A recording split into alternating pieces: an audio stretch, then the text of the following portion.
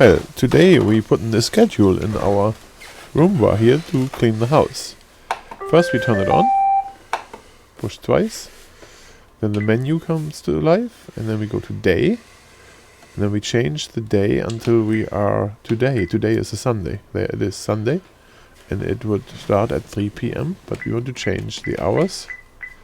We want to do 1:15 p.m. 1:15. Then we would push the OK button.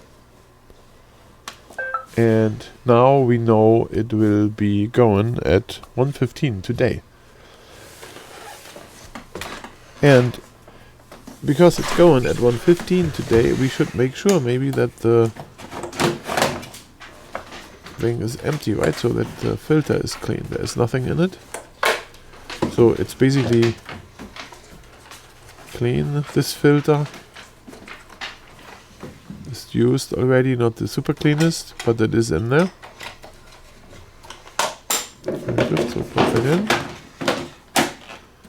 And now it's ready to start at 1:15 the cleaning process. Let's watch it and see what it does.